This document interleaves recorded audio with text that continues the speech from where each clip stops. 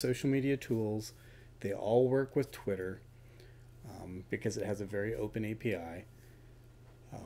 All of these things are basically one-shot deals. You're kind of looking at something on a screen as it's happening right now.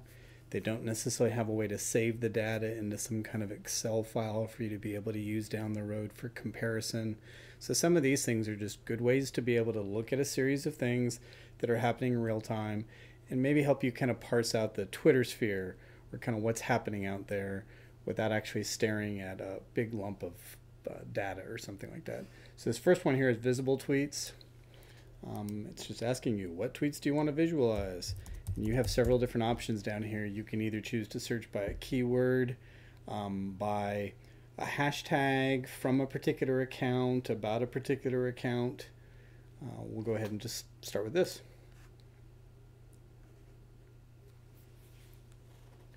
You do have to be very careful on some of these. You're not always prepared for what might end up popping up. Oh, I want some Domino's pizza, extra pepperoni. That sounds like someone's kind of excited about it.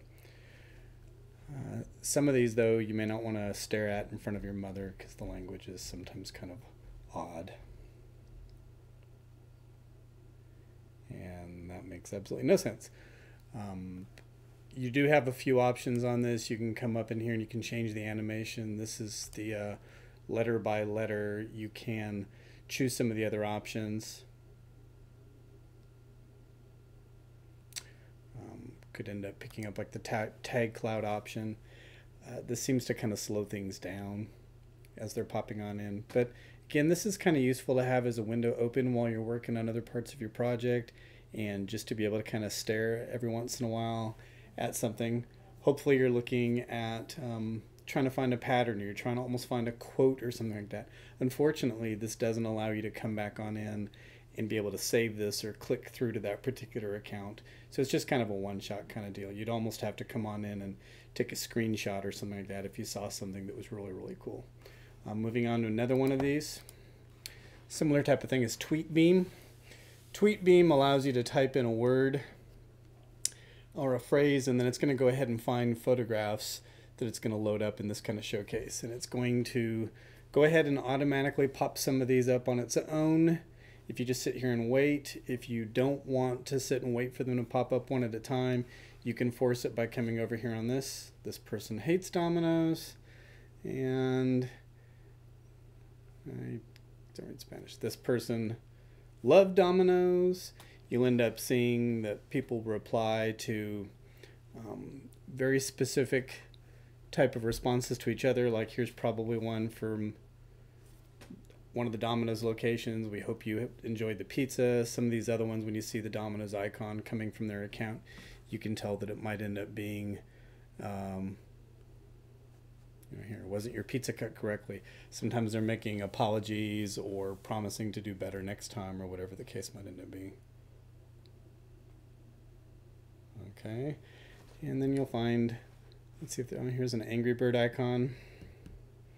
That's probably very important. Here's two little chicken things. I can't see any cat icons, so we'll just move on to the next one. MentionMap is kind of interesting. You have to log in through your Twitter ID, and then once it comes in, it's going to be looking for some generic type of a phrase. You're going to have to come up here and type in the account that you want it to look at. And what MentionMap basically does is it creates a graphic representation of different conversations that are trending out here based on your particular topic. So we love our customers. I could come over here and click on that cluster to see who's been using that hashtag. Looks like the Domino's UK, but I could identify specific parts of this conversation. Should be able to click the back button to go back to, or I'll re-click on the Domino's thing here, and it'll go back to the original thing. But this is just to be able to look to identify hashtags or people or main topics. Like this person has a series of different rings or spokes coming out from them. So this has been somebody who's been more active talking about the Domino's account. So you can kind of use them or base them that they might be an influencer or somebody that multiple people are basically looking to or tied to that are talking about this thing. Again, you're just looking for hashtags or looking for conversations that might be able to come up and support some of your claims. Tag Galaxy is the next one. This one's kind of odd because it pretty much tries to use a Flickr account.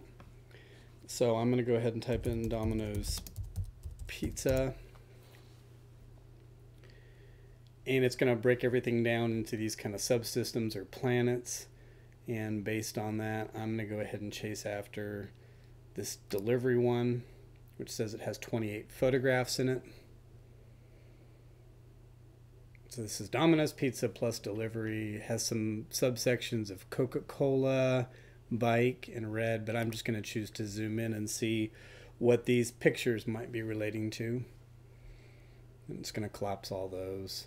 And then that allows you to come on in and pick out something in particular. And then I can close up on that. Tweet Topic Explorer is one of the last ones. It's probably, of these, it might be the most useful. It's going to open up and give you this kind of screen back area here where it's giving you some instructions talking about how it collects groups of tweets and puts them together. Area of the circles is proportional to the word frequency. So let's go ahead and come down here and type in @Domino's, which is the name of their Twitter account. Sometimes you can get it to work for hashtags and other things like that as well. And when this is done loading, it's going to go ahead and show us these different subtopics. That again, it's grouped by color based on a certain thing. So I'm going to click up here on ordering. And what it does over here at the right is it threads those particular tweets out that use that word within the tweet. So here's an awful lot of thanks for ordering, thanks for ordering, thanks for ordering. Direct tweets, so somebody must have been using something online, or they went ahead and they tweeted, hey, I just ordered a pizza. Meal, we hope you enjoy your meal. Joy, sharing, shout, thanks for the shout out, have a great night, thanks for the shout out. This is just a way help. My apologies for the lack of sauce. So you can see that there are plenty of people who are using this account to basically complain about their service. And this is something that Domino's is using to respond to this. Sorry for the late order. Please direct mail us your phone number, email, and stuff like that. And we're going to help you out by probably giving you something off on the next pizza or something like that. So again, it organizes thoughts, allows you to look at like what percentage of things are popping up that end up kind of focusing on a particular topic. I'm going to go back really quick to TweetBeam to mention that if for some reason you found Pizza Hut is so much better than Domino's, if you wanted to, you can go ahead and click on a specific one of these windows that pops up, and if you click somewhere on it, it goes ahead and it pops this out. And then at that point, again, you could take a screenshot or something like that and capture that if you thought that in your research that would be a good thing to use as a series of slides kind of showing what the current kind of thought is of Domino's versus Pizza Hut or whatever the case might end up being. Again, these are just very qualitative. They're not meant for collecting large gobs of data. It's just for small little chunks to be able to kind of sort something out into different parts.